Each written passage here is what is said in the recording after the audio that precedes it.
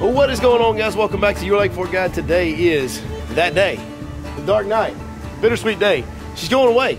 It's my last day with her. Taking her down there, give me a brand new FXR. Before we do that, I want to say thank you to Yamaha Marine. Thank you to Skeeter Boats, finest fishing boats on the market today, in my personal humble opinion. We've had some memories in this boat. All these boats, you get a little attached to them because you kind of live your life in them doing what I do. Awesome boat. By the way, if you like this boat, they're going to clean it up. It's filthy right now. I normally wash them before I take them back, but this happened kind of spur of the moment, so I didn't get a chance to wash this one. They're going to clean it up down there at Nautical Mile. If you'd like a chance to buy this boat and own it yourself, be sure and go see the folks at Nautical Mile Marine. They will take care of you really, really well. That's what they do. FXR20. This will be the greatest bass boat I've ever personally owned, and arguably the FXR20 might be the greatest bass boat that's ever been built. Today we're going to explain all that to you, talk to you about that. Also going to walk you through the break-in process, so if you want to know what it takes, how to properly, this will be my 5th or 6th Yamaha SHO motor in a row. I've never had any motor problems, breakdowns, failures at all, period. Never had any.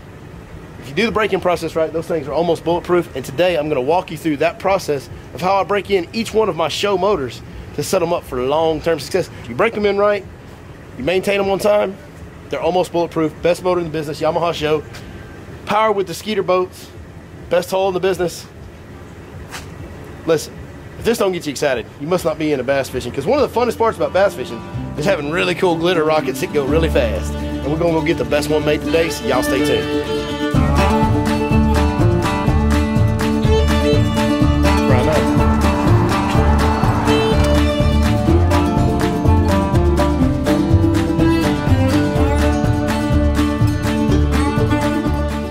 Alright, so we're here in the shop, and as you can probably guess at this point, we're about to unwrap my brand new FXR right here on ground zero of Nautical Mile. Mr. Dennis and the team are helping me get all the straps off. We're going to peel it back and unveil her to you. You guys are going to be the first ones to see my boat.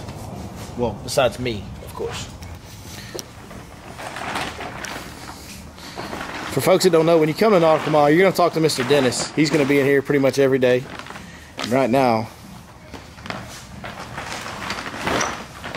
go. You ready? Let's go. Yeah, I'm ready. I've been waiting for months. Yes. Yes, I'm ready. Right here. Oh.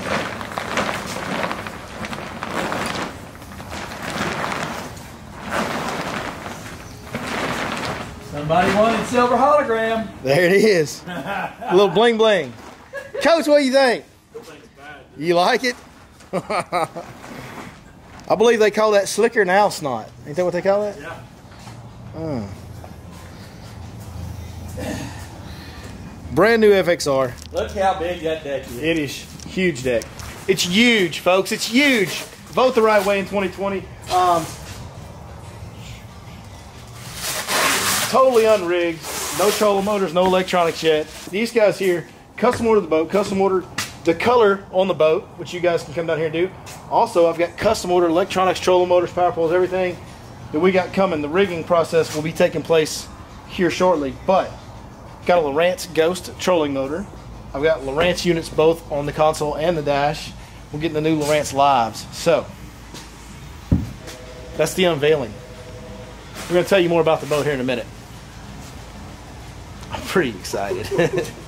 All right, guys, well, here we are at Nautical Mile Marine, some of the best people in the boat business. I've been dealing with them for years. This is the 4th boat that I've purchased from Nautical Mile Marine. Could not recommend them any more than I am right now. Standing right here in front of one of the awesome FXR20 Apex packages. Now, you guys have been seeing some clips and previews of mine. Mine is actually an FXR, what they call Select. It's a custom ordered boat. I custom ordered the color, the graphs. As you saw, I got the Lowrance trolling motor, I got the Lowrance Live units, I got the Live Sight transducer. We're all Lowrance all the time. That's what I have faith in and depend on every day to make my living, and I've always been a Lowrance guy, and I always will be as far as I can tell until something better comes along, and so far it has not for me. We're going to talk about a few of the features of the new FXR20, brand new boat to the market this year, and as we say, it might be the best bass boat ever built, and we're going to start to tell you why right now. First of all, Skeeter, Yamaha, all one company. These hulls and these motors are built for each other. When they redesigned the FX hull back in the day and they built the Yamaha SHO, they literally built that hull and that motor together for each other. Same deal with this redesigned hull. This is a whole unit that is built to run together, and I can tell you, through running all different boat brands, and being on the water every day like I am, you will not find any boat that runs better in rough water than a Skeeter does. So let's talk about some of the new features of the FXR new to 2020. First thing you'll notice, there's a lot more room in this boat. They've increased width and gave you more space to operate throughout the boat. The most noticeable difference is right at the front bow, where they actually have 70% more room at the front bow panel. They redesigned the shape of this hull to carry the width up into the nose of the boat, which is where we spend most of our time as fishermen, especially the guy on the trolling motor. You're going to have a lot more room to operate now, and can even put a second person right up near the trolling motor pedal with you if you need to in certain tournament fishing applications. There's also 10% more room kind of at the peak of your front deck right there where your rod straps are, again allowing for more room for you and your partner to be on the front deck in tournament applications, or like for me with my customers on a day-to-day basis.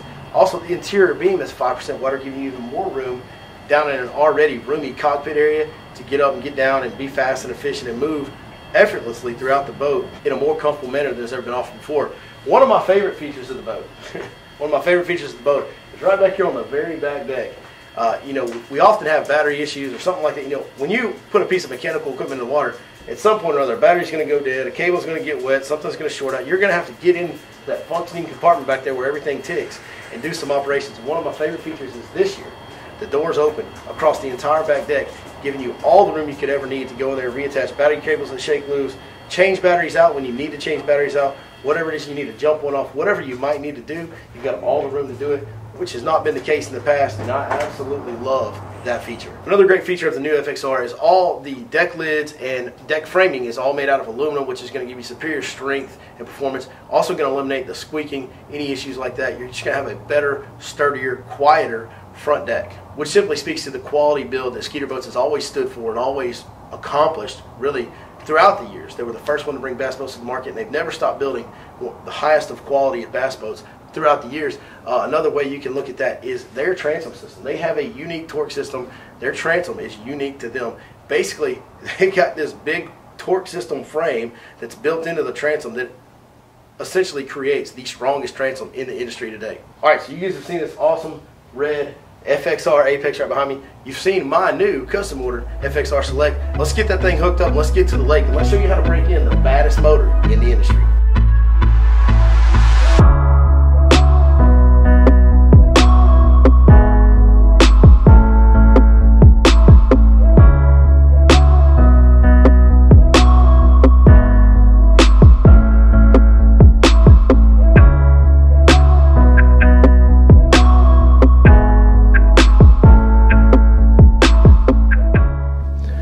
Guys, we've made it to Lake Fork, about to start the break-in process. This first part of the break-in process is really simple. You're just going to keep the boat at around 1500 RPMs. The big deal is always changing your speed. So I'm going to run it for about 1500 RPM for about 3 or 4 minutes. Then we'll put it down and idle for a minute or two, back to 1500 RPM for another 3 or 4 minutes, idle for a minute or two. You do that for the first hour. One of the other really important parts about the break-in process is through all these interval changing speed deals we're going to talk about for the first 3 hours, the motor needs to be trimmed all the way to the max, to the floor. Get it all the way down, get the motor tucked all the way up under the boat. You want to work that motor as hard as possible. You want it to get hot. The big deal about the break-in process is you're trying to seat the rings in that motor. So you need the motor to get hot and then cool off, and then get hot and then cool off. That's what you're trying to accomplish. So make sure you got your motor trimmed all the way down, work it as hard as possible. 1500 RPMs is going to look something like this right here. Now right now, if you look at the back of the boat, you'll see we're just plowing water.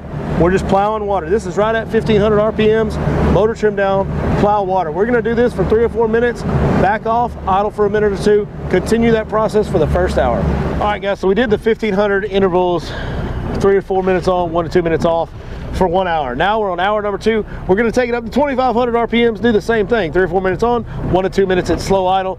Motor still tucked all the way down. That's the important part. Here we go. This is what 2500 looks like.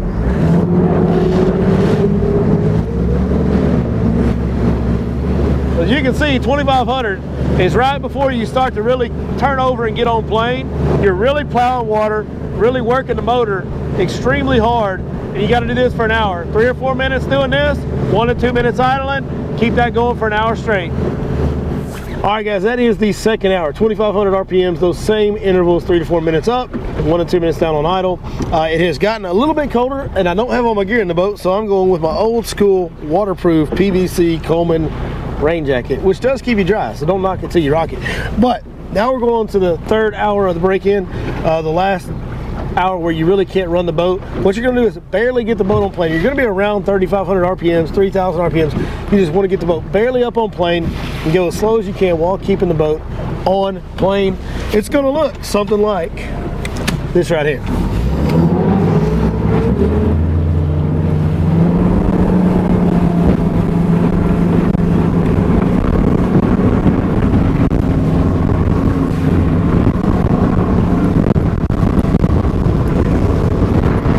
Sure enough, we're running right at 3,500 RPMs. Hopefully y'all can hear the audio okay. Right at 3,500 RPMs. Got us just barely on plane. You can look behind us and see what we're doing. Motor's still trimmed all the way down. Did not trim the motor up at all.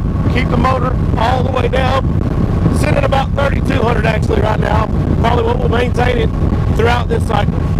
Well, that was our last hour at 3,500 RPMs, or barely, more than anything, just barely on plane. As slow as you can go on plane is what you want to do there while keeping it on plane. Intervals of 3 to 4 minutes up on plane, 1 to 2 minute down at low idle, always with the motor tucked. Now we can let her rip, Tater Chip. We can pin her back and let her go. You just want to do it in short intervals. You never want to run it more than about 5, 7, 8 minutes at a time at full throttle. Always, again, changing the speed intervals, changing the temperature on the motor. That's the key deal throughout the first 10 hours of use on your Yamaha SHO. Once you get past 10 hours, boy, she's bulletproof. This is the this is the fifth one, I believe, that I have broken in, and none of the motors that I've broken in have ever had any problems. That I've followed this procedure every time to a T, and I've never had any issues with any motor failures, power head, anything like that whatsoever in all of my history with the Yamaha SHO. Once you get it broken right, hands down the best motor in the game right there behind this Skeeter boat, and it'll be dependable and it'll be as powerful as any motor on the market. So if you go get your Yamaha SHO, be sure you break it in correctly and then just enjoy the show, so to speak, because it's going to be a good one. Hey, I want to thank everybody that helps me get to where I am. Nautical Mile Marine, Skeeter Boats, all these guys play a part in what I do for a living every day. I cannot thank them enough. More importantly than that, guys, I'm gonna tell you, I was thinking about this earlier today when I was driving this boat up here. 7, 8, 9, 10 years ago when I moved back to Texas, and even 5, 6 years ago when I started guiding part-time, still working another job, I would have never, ever envisioned that I'd be rolling around in a boat like this. If I had all the money in the world, this is the exact boat I'd be driving. It has nothing to do with sponsorships or anything like that. This is the boat I would own if I had all the money in the world, with these Lowrance live graphs on here, that Lowrance trolling motor, the Skeeter FXR hull with that Yamaha 250 SHO. I'm running the exact boat. I'm running my dream boat. And I'm very aware that it's because of all of you that book trips, and all of you that buy equipment from the companies that sponsor me, and all of you that just simply watch a video, tell your buddies, help us grow the channel, help us get more views on the channel and grow the platform. Without you guys, none of this would be happening for me. So I will always be indebted to each and every one of y'all, and I will never stop trying to help you any way I can, whether it's teaching you how to break in your motor or teaching you how to catch another fish. With the little bit that I do know, I'll give you everything I got. I appreciate you guys, and we'll see you next time right here on your Lake Fork Guide.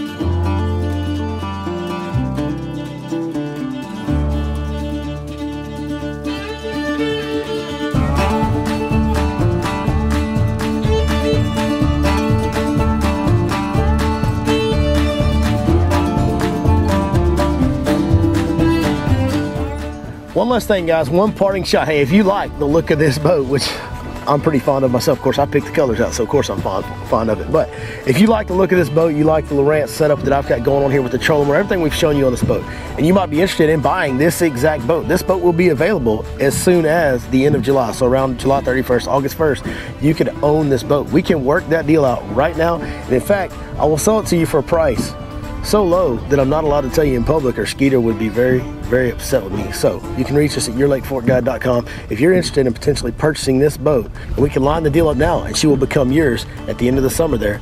Give us a shout, let me know. We'd love to work out a deal for one of you guys, get you in my dream boat, which hopefully potentially could be your dream boat.